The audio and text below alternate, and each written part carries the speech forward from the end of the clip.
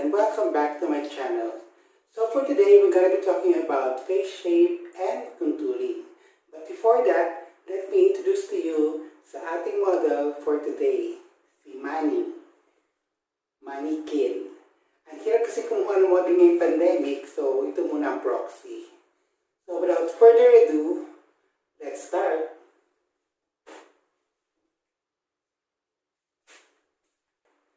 So dito tayo ngayon sa ating model na mannequin. Since pandemic ngayon, napakahirap kumuha ng totoong taong model. So anyway, itigamit ngayon paano mag-contour sa different shapes ng face. Meron tayong 9 na shapes ng face. Mainly oval, oblong, round, square, rectangular, triangle, inverted triangle, diamond, and heart. So yung 9 na yun yung common basic na shape ng face. Pwede nyo mag-combine like yung round, pwede siyang maging heart, combination ng heart. Okay, yung square, pwede siya maging combine sa heart. So hindi lang yun ang pwede nyo mag-mix. So sa contouring, hindi porket meron isang klase ng contouring or iba-ibang klase depende sa shape ng face ang pagkukontour ng mukha. So dito sa 9 basic shape ng face, ang pinaka-ideal for women na shape ng face is oval. So itong mannequin natin may pagka-oval, may konting-konting round. So, paano mag-scan ng mukha? Pagka meron kayong client, or libaw sa inyo, sarili nyo, paano malalaman kung ano shape ng face nyo? Mag-start kayo sa forehead, pababa. Yan, scan yan. Para nakita ka ng kanto dun sa may forehead nyo, sa dalawang corner na yun.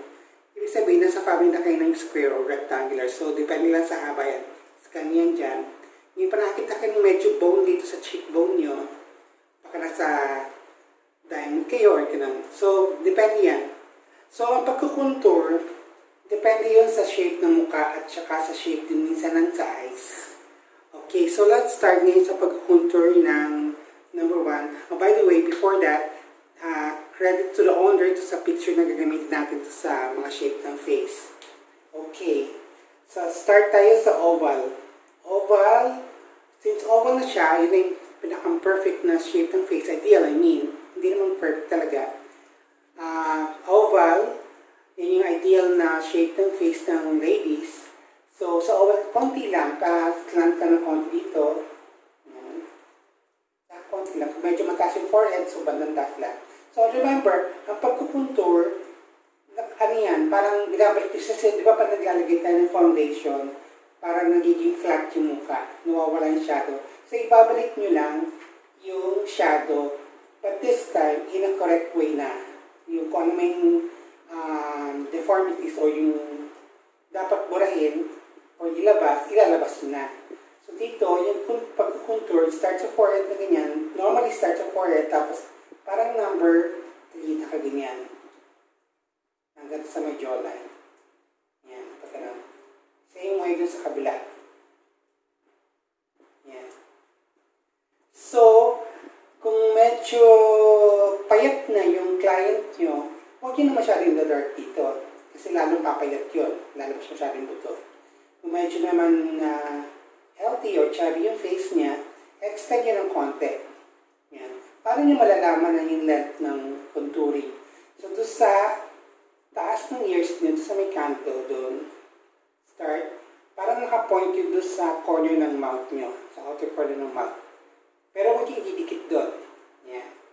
So, blush, contour, dito, huwag yung pabutin dito. Pero kung medyo chubby yung face ng client nyo, i-extend yun ng konti. Konting-konti lang na nag-fade.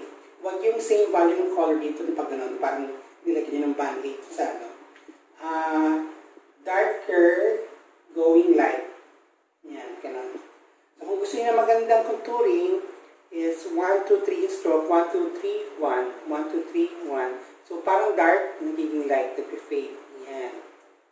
So, yung, remember, yung contouring is laging nasa under ng cheekbone. Under ng cheekbone. Huwag ilalagay sa may cheekbone. Pero kung masyadong browned yung cheek niya o masyadong mataba, masyadong matambok yung cheek niya, pwede yung lagyan ng konti.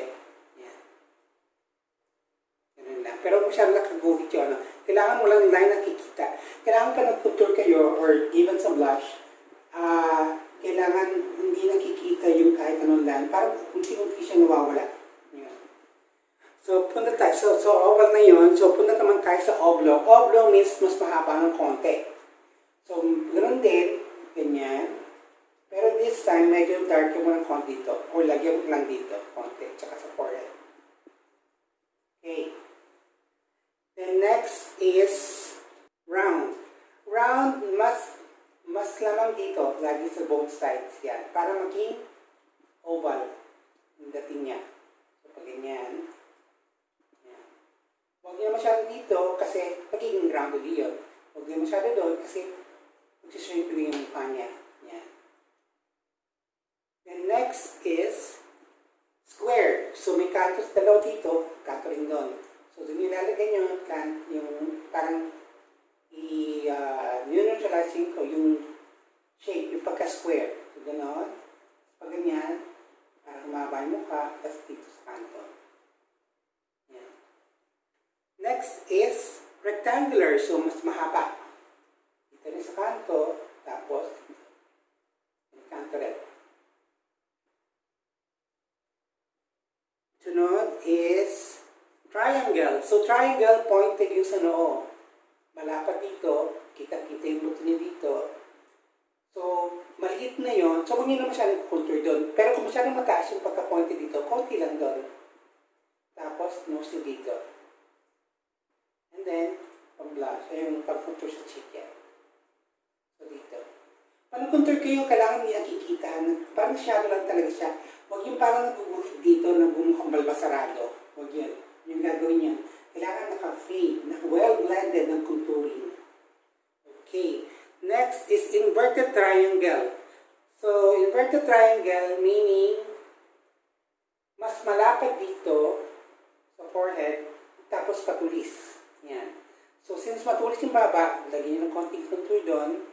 Tapos, kung wala namang buto dito, masyadong kitang-kita yung pag-triangle niya. So, konting dito. Since mahaba na yung mukha niya, kasi inverted triangle, konti lang. Yan. Tapos, medyo maikli. Then, dito kami mag-concentrate sa dalawang corners sa may forehead. Next is diamond. Ito yung medyo challenging. So, when you say diamond, masyadong mahaba yung length ng mukha niya. Tapos, mabuto dito sa cheekbone. And then, patulis.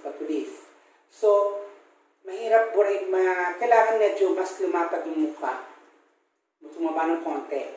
Kasi masyadong mahaba. So, dito sa chin, and dito sa forehead. Yung dito, pag ginawa niyong slant yung contour din sa may cheekbone, lalong mahaba yung mukha niya. So, ang gagawin niyo, medyo pa horizontal. Medyo lang, huwag masyadong straight na straight. Medyo pa ng konti, tapos maikli. Para magkaroon ng illusion na lumapad ng konti. Yan. So, wala dito, tapos konti dito, doon, and then here. Medyo pa horizontal. The last one is heart. Usually, pagka-heart shape, hindi na talaga kinukulor stats kasi para ma-emphasize yung pagka-heart dito. Yun yung tubo ng buhok. So, magandang laging pinapakita yun. So, dito lang tayo mag-contour. Depende ko yung heart, yung shape ng face niya is medyo kabilog na heart or patulis na heart or rectangular yan. Dito. Depende yan. Kung dahil mo na combine sa heart, medyo mahirap yun. Yan. So, dito lang. So, heart, meaning pointed yung konti lang dito.